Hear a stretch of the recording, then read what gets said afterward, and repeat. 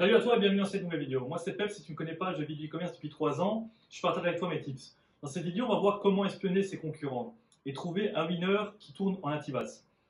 Donc comme tu le sais sûrement sur Facebook Ads, il existe des outils tels que AdSpy et Minea. En native, il existe un peu les mêmes outils. Le plus connu d'entre eux est Adplexity. Outil très efficace, mais son prix astronomique de 250 $ par mois fait que je n'en parlerai pas plus. 250 balles par mois, on va arrêter là. Pour moi, le meilleur outil d'analyse d'ads est Anstrex. Mais avant de passer derrière mon écran, comme toujours, je t'invite à liker, t'abonner et à activer la cloche de notification. Allez, c'est parti!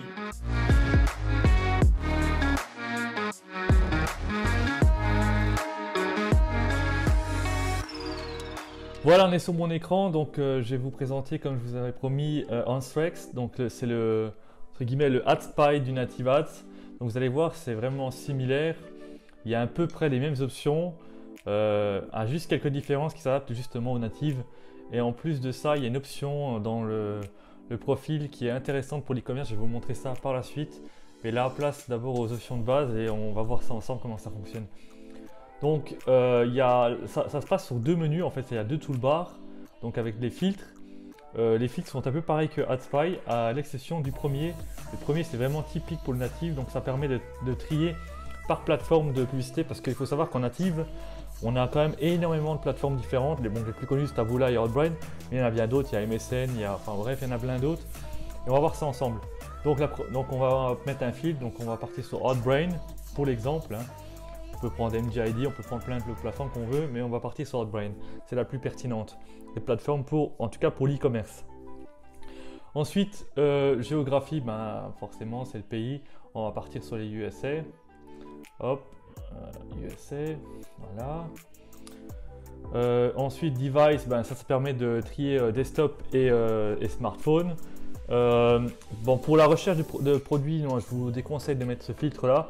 Par contre, là où vous lancez vos publicités, comme je l'ai déjà expliqué sur Taboola, il me semble sur la vidéo Taboola, c'est quand même conseillé de splitter son audience, parce que en native, on a quand même bien souvent des meilleurs résultats en desktop que sur smartphone. Bon bref, on va passer, donc on n'utilise pas le filtre là. Ensuite, le langage, on pourrait mettre English, parce qu'aux USA par exemple, il y a quand même une forte audience Spanish. Ça dépend un peu le titre, comment vous l'avez créé, mais bon là on va partir sur l'English. Ensuite, la catégorie, c'est pour splitter le type de business. Bon, on va pas mettre ça, ça sert à rien. Et FFF Network, en fait, ça c'est pour ceux qui font de l'affiliation. Nous, ça ne regarde pas dans le sens où on fait de l'e-commerce. Mais si vous faites de l'affiliation, vous pouvez trier par plateforme d'affiliation. Je crois que la plus connue, il me semble, je ne suis pas expert en affiliation, mais il me semble que la plus connue c'est Big Bang Click, il me semble, ou ClickBank, un truc comme ça. Bon bref, on ne va pas utiliser le filtre là. Ensuite, Tracker. En fait, je vous avais parlé de volume qui permet de traquer en fait d'où les audiences viennent, comment ça interagit sur votre site. Et on peut carrément cibler les personnes qui utilisent des trackers, donc volume par exemple, mais il y en a d'autres bien sûr, et voir quelle publicité tourne sur ces plateformes-là. Ensuite, technology, c'est Shopify, ClickFunnels, WooCommerce, WordPress, etc. Comme sur AdSpy, on peut gérer par ça. Sur AdSpy, vous mettez souvent Shopify. Ici, ça peut être très pertinent de mettre ClickFunnels par exemple. On ne va pas mettre de filtre pour le moment. Ensuite, sort, c'est juste l'ordre, et on arrive sur la partie justement du second menu. Donc l'ordre, c'est par rapport au second menu, second toolbar, pour voir tout de suite ensemble. Donc le day running, c'est le nombre de jours où la publicité tourne. Donc moi je mets toujours 30 jours, 30 jours. Ensuite Alexa Rank, en fait c'est, si je me trompe pas, je suis pas sûr, c'est un filtre que j'utilise pas souvent, enfin que j'utilise jamais même, mais il me semble que c'est un algorithme qui permet de donner une note à la publicité. Donc honnêtement ça sert à rien, je l'ai essayé avant, avec ou sans, on voit pas trop de changements au niveau des filtres. Donc n'utilisez pas ça. Ensuite, AdStrength, donc là il est déjà réglé par 40, mais vous pouvez mettre plus ou moins. C'est la pertinence de la publicité sur sa durée totale. Donc c'est par rapport à l'interaction qu'il y a eu, donc si les gens cliquent souvent dessus, etc. Sur sa durée totale. Donc plus le score est haut, plus la publicité est pertinente en fait. Ensuite, Gravity, c'est exactement la même chose que AdStrength, à l'exception que en fait c'est sur une courte durée, sur 7 jours maximum, et si je ne me trompe pas, 7 jours. C'est 5 ou 7 jours, mais il me semble que c'est 7 jours. Et Et du coup, comme c'est sur les 7 premiers jours, en fait, c'est pour voir si la publicité, elle monte crescendo, en fait, si elle est pertinente sur une courte durée. Donc, en fait, c'est une publicité, si le score est haut, c'est une publicité qui explose, en fait. À peine lancée, elle part, quoi. Donc ça, c'est intéressant à utiliser ce filtre-là de temps en temps. Donc maintenant, on va voir un peu comment est-ce que ça se passe sur une miniature. Donc prenons la première, enfin celle-ci pour l'exemple. Donc en haut à gauche, on a la date de la première publication de cette créative. Donc le 11 novembre, la publicité a été lancée. Le 12 novembre, c'est le dernier jour où elle a été vue, donc le dernier jour où elle fonctionnait. Par exemple là, c'est aujourd'hui. Voilà. Ensuite, on a la créative en elle-même. Ensuite, on a le texte que le vendeur, l'utilisateur a mis. Donc ça, c'est vous qui mettez. Ensuite, là, on a la gravity, donc c'est ce que je vous disais juste avant. Donc le score est 16. Là, par exemple, il y a 31, ça veut dire que la pub là, sur une courte durée, a été plus pertinente, vous voyez. Ensuite, ici, on a la pertinence de la publicité sur sa durée totale. Donc, par exemple, ici 45, là on a 76. Euh, Ensuite, bon, ça c'est si vous le mettez dans vos favoris, on va en parler. Ensuite, ici, on a Outbound parce que moi, ce que j'ai fait, c'est que j'ai filtré par Outbound. Mais si vous retirez le filtre là, vous n'aurez pas forcément que du Outbound. On va faire un essai ensemble, par exemple. Hop, on va retirer le filtre. Ah, on va laisser charger. Hop, hop, hop. Voilà, c'est un peu long. Hop, voilà. Ah, ici, on a du MSN, là, on a du Locker Dome, là, on a du Recontent, Yahoo. Vous voyez, on a différentes plateformes d'ads. Euh, D'ailleurs, là, c'est un produit e-commerce, justement. Bon, bref, là, on a du Outbound. Ensuite, ici, on a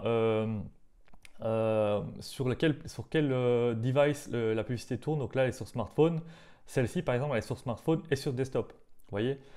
Euh, Ensuite, on a le pays, parce que moi ici j'ai filtré par USA, ici en haut on voit là, mais si on n'aurait pas mis le filtre, on aurait différents pays suivant les publicités. Bon là c'est déjà filtré, donc du coup voilà, on n'en a que l'USA. Prenons l'exemple, donc maintenant on va cliquer, on va aller plus loin, on va voir ce qui se passe. Donc admettons on clique sur cette publicité. Alors voilà, on a un aperçu qui s'affiche ici, on a le score qui est à droite, excusez-moi. On a de nouveau la miniature qui est là à droite encore. Là on voit qu'elle tourne sur Microsoft Advertising MSN, hein, c'est MSN, msn.com. Et ensuite, on peut revoir le truc en full screen, on s'en fout. Et là, on peut aller visiter la page. C'est ce qu'on va aller faire. On va aller visiter la page. Voilà, on va laisser charger. Hop. Et voilà. Et on a la structure typique du native. On a un advertorial. Vous voyez, c'est expliqué en haut, advertorial. Parce que c'est une obligation, sinon votre publicité est refusée. Un advertorial. Alors, comment que ça se passe l'advertorial, vous connaissez déjà. On a le titre, on a l'explication, où on essaie de vendre le produit. Et à droite, on a tout de suite l'accès au produit si on veut, hein. Donc, bref, on défile le produit et après on a l'option pour aller voir plus loin. Bon, je ne sais pas si, vu que la publicité avait été arrêtée, je ne sais pas si le produit tourne toujours, on va aller voir. Ça a l'air, ah voilà, et on arrive sur la page produit et là on est sur quoi? Sur un Shopify. Donc la structure typique, donc on revient en arrière, on a notre publicité qui redirige vers un advertorial, donc qui permet de casser casser les objections et d'avoir envie d'acheter le produit. Et voilà, ça, par contre, je ne comprends pas les mecs qui mettent des pop-up. Bon, bref. Ensuite, on clique pour voir si on est intéressé. Et hop, on arrive sur le Shopify, donc et le produit. On peut l'acheter si on veut. Voilà. Là, en quelques secondes, on vient de trouver un produit sur du natif, quoi. Donc, on a vraiment le bon exemple d'un produit qui tourne en native. Donc après, c'est la structure typique de Shopify. Moi, je ne sais pas si sur ce type de produit, je ne sais pas si, enfin quoi que si, parce que là on est obligé d'avoir des choix de pointure et ça. Donc oui, il est obligé d'utiliser un Shopify. Mais admettons, on n'aurait pas eu de choix, on aurait eu un produit unique, sans choix de couleur, sans choix de taille. On aurait pu directement, en cliquant ici sur le bouton, aller directement au checkout. Ça, on aurait pu le faire, vous voyez.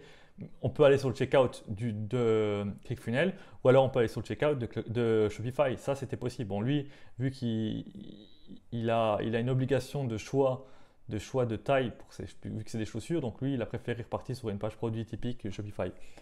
Je ne sais pas si ce produit, j'ai pas été chercher plus loin parce que je découvre le produit avec vous en même temps à la vidéo. Je ne sais pas si ce produit tourne bien ou pas. On peut aller checker, voir. Bon, il n'y a pas de data, donc le site doit être nouveau. Bon, bref, j'ai pas cherché plus loin, mais voilà, on a un exemple. On a trouvé un produit qui tourne sur native et je ne sais pas depuis quand la publicité tourne. Il faudrait aller voir après plus loin sur la publicité. Et, mais bon, voilà, on a trouvé un produit ensemble. Donc maintenant, je voulais vous montrer un truc un peu spécifique et qui va nous intéresser encore plus. Et vous allez voir, c'est vraiment intéressant pour le dropshipping. Donc en fait, quand on est sur Unstrike, un truc qu'il n'y a pas justement sur Adplexity et qui est un avantage de Unstrike et en plus qui est moins cher, ça qui est vraiment intéressant à ces plateformes, quand on clique sur son profil, donc on a les push, donc ça c'est payant par contre. Mais ici on a Unstrike Dropship. Alors c'est tous les produits en dropshipping et c'est totalement inclus dans votre abonnement en fait. Et là qu'est-ce qu'on a? On a tous les produits, c'est une mine d'or, de tous les produits qui tournent en native sur ce qui tourne sur du native en dropshipping. Donc il n'y a plus qu'à analyser tout ça. De nouveau, c'est les mêmes, c'est les mêmes filtres, à l'exception qu'ici, voilà, on peut trier par Dashgate, AliExpress, etc. Les catégories, le pays, comme, comment, comme sur AdSpy. Et puis voilà, il n'y a plus qu'à scroller, trouver un produit pertinent. On a les prix, là c'est livré depuis la Chine. Franchement, c'est intéressant. Bon, bref, honnêtement, moi, ce que j'utilise le plus souvent, c'est ça. J'utilise pas trop la partie dropshipping. Ça peut être intéressant pour trouver des idées. En plus, on a tout de suite les liens vers AliExpress, etc. Ça peut être intéressant, mais moi, perso, je préfère me baser sur des pubs où je peux voir le score de la publicité, voir si la pub, elle tourne depuis longtemps. C'est vrai, je trouve que c'est plus pertinent, en fait. Après, ça c'est à vous de voir comment vous voulez utiliser le logiciel, hein. Ouais, donc je voulais encore vous montrer aussi un petit menu en fait dans la partie dropshipping que j'avais failli oublier, c'est Top Store. Euh, Ça permet de prendre des idées en fait. En fait, c'est justement le fameux algorithme Alexa qui classe le top des sites en native. Bon, le top des sites à prendre avec des pincettes, hein, dans le sens où la plupart des sites qui sont référencés là sont pas forcément si bien que ça. Il y a d'autres publicités qui fonctionnent bien. Mais bon, ça peut donner des idées et voir que le natif fonctionne pour le dropshipping. On prend le premier par exemple, hein. Hop, Revenge. Voilà, c'est quoi, oui, site web. Ok. Ouais, bah, c'est la fameuse gain. Il est sur un thème début. Rien de bien compliqué. Mais c'est la fameuse gain qui s'est vendu et revendu et revendu. Ah, bah, ils vendent un peu de leggings. Bon, bref, c'est le produit gym typique. Bref, voilà. Donc, ça peut donner des idées. Mais honnêtement, moi, je vous conseille, si vous faites des produits, c'est de rechercher sur la partie normale d'Instrex. Il faut juste séparer tout ce qui est affiliation et qui est produit e-commerce. On va essayer d'en ouvrir un autre ensemble. Ouais, les chaussures, elles reviennent. C'est peut-être un produit winner qu'on vient de trouver ensemble. Hop là, 182. Lancé quand? Elle est sur une MSN là. Alors qu'avant, elle était sur Outbrain. Ah, ça, c'est un produit qui revient, qui a plusieurs. À partir du moment où vous voyez, en scrollant plusieurs fois, donc on le voit ici, on le voit là, on le voit là. Ça veut dire que c'est chaque fois des pubs différentes. On le voit là, on le voit là. Ça veut dire qu'il duplique chaque fois ses adsets et qu'il met du budget. Donc ça, c'est typiquement un signe d'un produit qui fonctionne bien, quoi. Donc voilà, on a peut-être trouvé un winner ensemble. Qu'est-ce qu'on peut encore voir ensemble? On peut aller voir par exemple ce produit ici, hop, voir un peu ce qu'ils disent. Hop, de nouveau l'advertorial, le produit à droite. Hop, on peut acheter. Et hop, bon, là bref, c'est des gélules. Bon, bref. Là, on est sur un checkout ClickFunnels là. L'avantage du checkout ClickFunnels, c'est qu'on peut faire des packs et du coup vendre plus, quoi. Du coup, ça permet de rentabiliser plus sa publicité parce qu'il faut savoir qu'on a pas mal de périodes de test non natives et du coup, si vous vendez des plus gros packs, c'est plus intéressant. Bref, en plus, eux, ils sont malins dans le sens où donc le produit là est 69$. Là, on voit pack de 8,37, mais en fait, c'est par flacon. Donc, du coup, on a quand même un sacré prix, quoi. Donc là, c'est intéressant l'approche qu'ils font où ils te donnent pas le prix. En fait, ça fait moins peur de voir 8 fois 37, ça fait moins peur que juste voir 37$. Leur approche est intéressante. Le site est pas mal. Bon, bref, on va pas aller plus loin sur le site là, c'était juste pour l'exemple. Bon, j'espère que cette vidéo vous a plu, cette vidéo s'achève et on se retrouve très bientôt pour une prochaine vidéo. Allez, salut, ciao!